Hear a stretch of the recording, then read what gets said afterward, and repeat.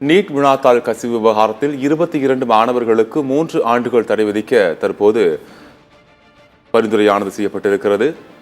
தேசிய தேர்வு முகமையின் விசாரணைக்குழு இந்த பரிந்துரையை செய்திருக்கிறது. உச்சநீதிமன்றத்தில் தேசிய தேர்வு முகமை தாக்கல் செய்த பிரமாண பத்திரத்தில் இந்த தகவலானது தற்போது இடம்பெற்றிருக்கிறது.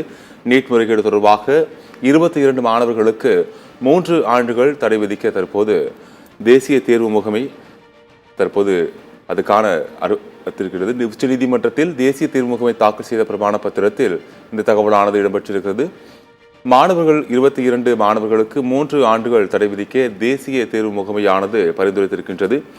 நீட் வினாத்தாள் கசிவு விவகாரம் நாட்டையே பெரும் அதிர்ச்சிக்குள்ளாக்கி இருக்கக்கூடிய நிலையில் இதில் ஈடுபட்டிருக்கக்கூடிய 22 மாணவர்களுக்கு 3 ஆண்டுகள் தடை விதிப்பதற்கு தேசிய தேர்வு முகமையானது பரிந்துரைத்திருக்கின்றது.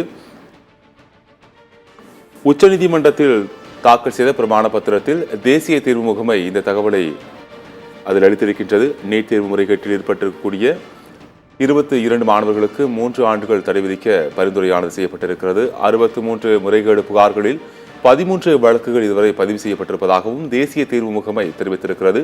63 முறைகேடு புகார்களில் இதுவரை 13 புகார்கள் பதிவு செய்யப்பட்டிருப்பதாக தேசிய தேர்வு முகமையானது தெரிவித்திருக்கிறது. நீட் வினாத்தாள் கசிவு விவகாரத்தில் 22 மாணவர்களுக்கு 3 ஆண்டுகள் தடை விதிக்க தேசிய தேர்வு முகமையின் விசாரணைக்குழு பரிந்துரைத்திருக்கின்றது. உச்சநீதிமன்றத்தில் தேசிய தேர்வு முகமை தாக்கல் செய்த பிரமாண பத்திரத்தில் இது தொடர்பான தகவலை தெரிவித்திருக்கின்றது. 63 முறைகேடு புகார்களில் இதுவரை 13 வழக்குகள் பதிவு செய்யப்பட்டிருப்பதாகவும் தேசிய தேர்வு முகமையானது உச்சநீதிமன்றத்தில் தாக்கல் செய்த பிரமாண பத்திரத்தில் பரிந்துரைத்திருக்கின்றது. 33 மாணவர்களின் முடிவுகளை நிறுத்தி வைக்கவும் தற்போது விசாரணைக்குழு பரிந்துரைத்திருக்கின்றது. 22 மாணவர்களுக்கு 3 ஆண்டுகள் தடையும் 33 மாணவர்களின் முடிவுகளை நிறுத்தி வைக்கவும் தற்போது தேசிய தேர்வு முகமையின் விசாரணைக்குழுவானது பரிந்துரைத்திருக்கின்றது.